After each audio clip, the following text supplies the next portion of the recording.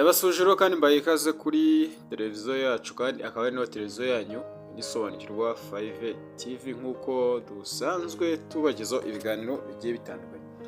Rero hari ikibazo usanga kigibwaho n'impaka kandi ugasanga abantu bakijyaho impaka n'abakristo.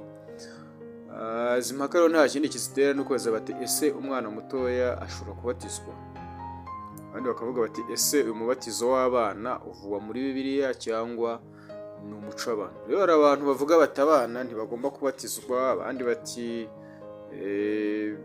bagomba kubatizwa, ugasanga ni impaka mu by'ukuri usanga zibura gica, kandi ugasanga abavuga ibyo ngibyo ni abakristo. Bamwe bati abana babatizwa gute batihanye ngo bizere batabasha kwizera, abandi bati ese icyatuma abana batabatizwa ko nta cyaha bakoze ni igiki. Rero usanga ari byo impaka zikomeza kugenda zivukaho cyane. Umunsi rero tukaba tugiye kuganira tureba neza dukurikije icyo birivuga, turebe ese koko umwana mutoya akwiriye umubatizo, ese ubatizwa ninde, ese wowe mukuru ubatizwa urabizi ko ari ngombwa ko ugomba kubatizwa, we urabizi neza icyo ubatirijwe urakizi cyangwa nawe ugende mu Kigali. Umunsi rero iyi ni Isobanukirwa 5 TV aho tugiye kurebera hamwe ubundi umuntu ugomba kubatizwa ninde mu by'ukuri ukwiriye kubatizwa. Ese ni umwana mutoya yagombye kubatizwa, ese we mukuru ubatijwe ubundi icyo ubatijwe urakizi, ese umubatizo ubatijwe wowe uremewe. Kandi rero ibiganiro byacu mu bisanga ni kuri Isobanukirwa 5 TV.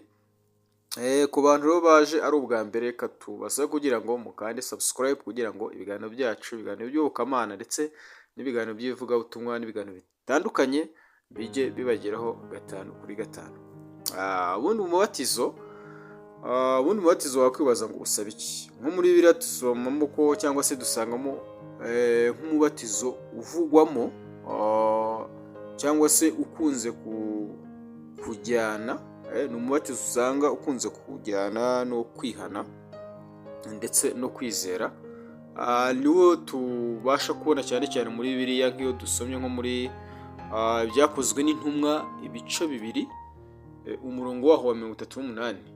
Byakozwe n'Intumwa ibice 2 ku murongo waho 38 hari amagambo bitugaragariza. Waragira hati Petero arasubiza ati arabasubiza ati mwihane umuntu wese muri mwe abatizwe mu izina rya Yesu ngo mubone kubabarirwa ibyaha byanyu, kandi namwe muzahabwa impano y'umwuka wera.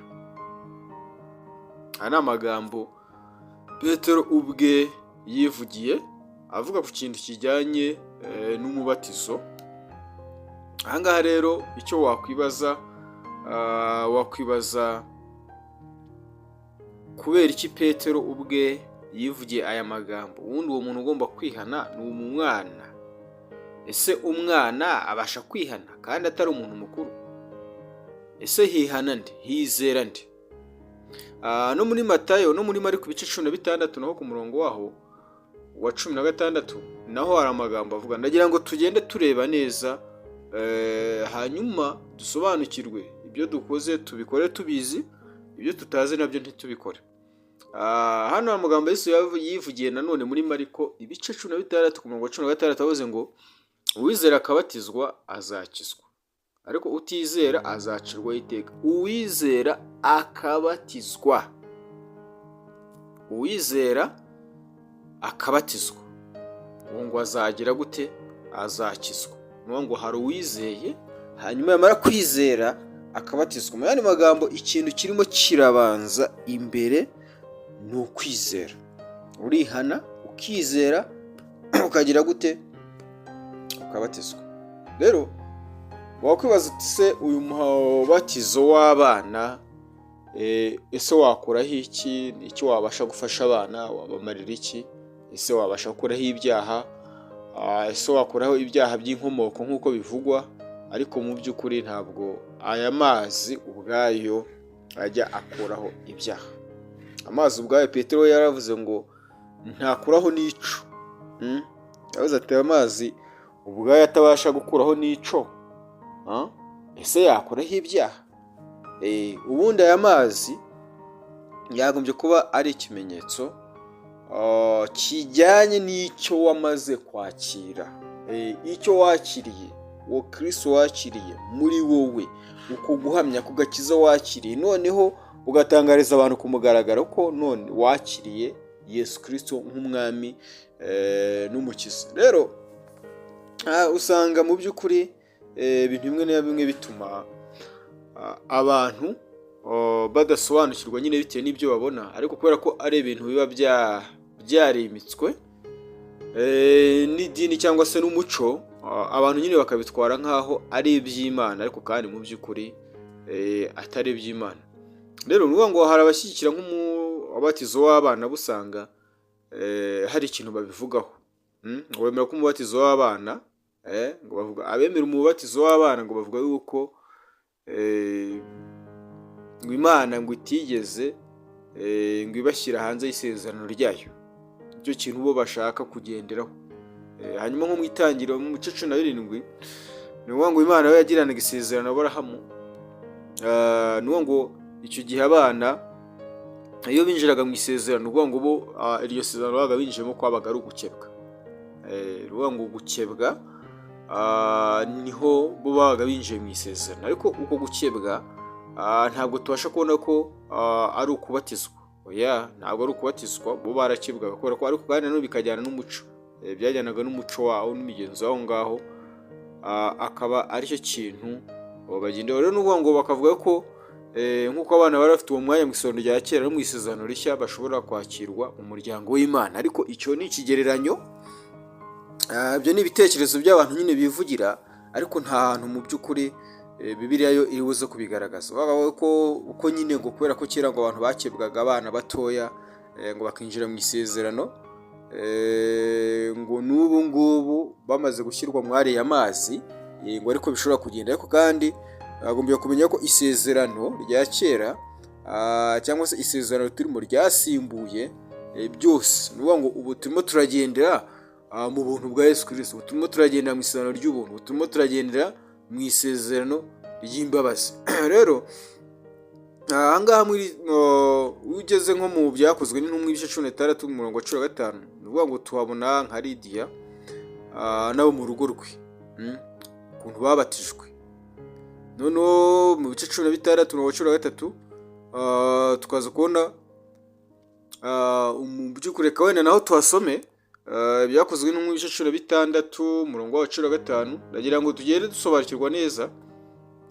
Byakozwe n'intumwa ibice 16 umurongo waho wa 15, amaze kubatizwanya nabo mu rugo rwe. Ubwo ninde? Ni Lidiya.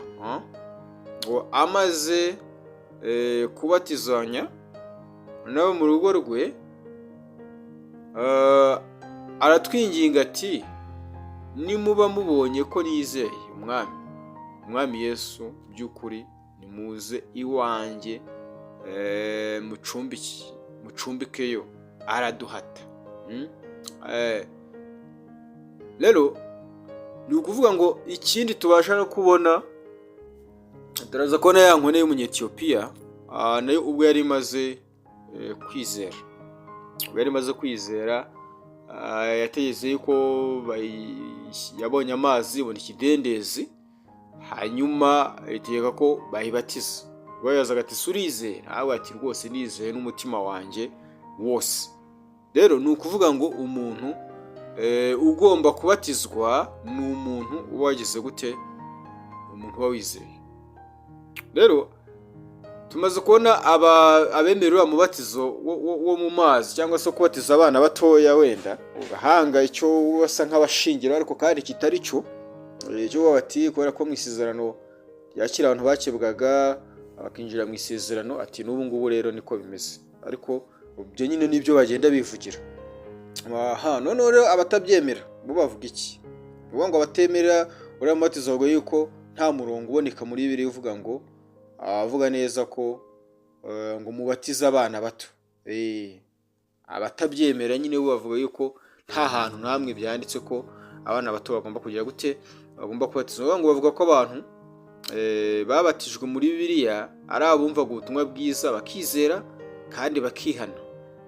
Nko mu byakozwe n'intumwa aho nari maze kuvuga, tubona yuko Filipo nyine uyu nguyu yarumvise arihana, maze kwihana arizera, amaze kwizera arabatizwa. Rero abavuga ko uyu mubatizo w'abana atari ngombwa, atari nawo n'ubwo ngo niyo mpamvu bigendeye ku byo babona, niyo mpamvu bahakana bavuga bati uriya mubatizo wo ku gahanga cyangwa se uriya mubatizo w'abana rwose ntabwo ukwiye kubaho, kubera yuko ntabwo uriya mubatizo ntaho uhuriye no gukurikira Yesu. Wakwibaza uti none ukuri kuri hehe rero? Bamwe bavuga bati ibi ntabwo tubyemera, abandi ati twemera ibi, noneho turemera ukuye kuri. Rero ukuri ugomba kumenya, buriya abantu bashobora kuvuga ibyabo, abandi bakavuga ibyabo, ariko ukuri ni uko niba wemera ijambo ry'Imana ukaba wemera Bibiliya, ni ukuvuga ngo ukuri ni uko dusanga muri Bibiliya. Rero ukuri Bibiliya ivuga cyangwa se amahame Bibiliya itanga, ni ukuvuga ngo icyambere uko ajyanye no kwizera no kwihana. Iyo umaze kwihana ukizera, ni ukuvuga ngo wakiriye mu muryango w'abana b'Imana. Rero umaze kwakira umuryango w'abana b'Imana, aho ngaho niho ubihamiriza, none ukabatizwa.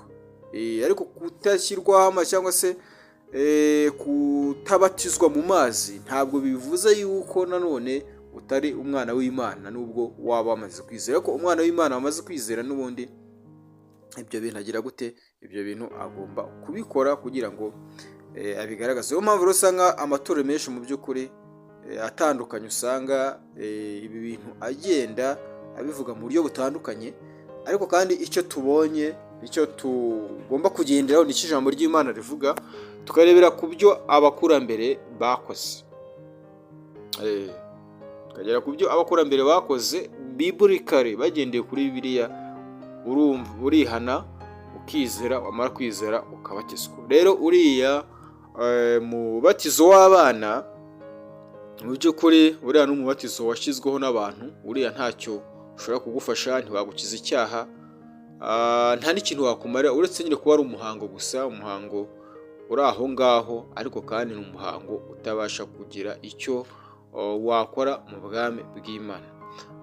Bavandimwe rero, ikintu ugomba kumenya, aho kugira ngo impaka zidutandukanye, uvuga ngo dukwiriye gushaka kumenya icyo Imana ishaka no kubaha icyo Bibiliya itubwira. Ese wowe wakwibaza ngo uwo mubatizo ubona gute? Umubatizo w'abana b'Imana ushingiye kuri Bibiliya cyangwa ni umuco w'abantu? Rero utange igitekerezo cyawe muri iki kiganiro cyacu, ukora subscribe ku izi nyigisho kugira ngo channel yacu nyine ikomeze ijye ibagezaho ibiganiro bigiye bitandukanye kandi ibiganiro by'ubwenge. Rero subscribe ni ingenzi, kubera ko iyo muduha za subscribe tuba tubona yuko natwe turimo nyine turabwira abantu bumva kandi bashaka kudukurikira. Rero ushaka kunyandikira, wanyandikira kuri 0788 36 64 15 kuri Tadeyo Ikimana Ishaka. Reka rero mbararikire gukurikirana indi topic nziza ngiye kubageza ubutaha. Mukomeze rero mugubwe neza. Bye bye.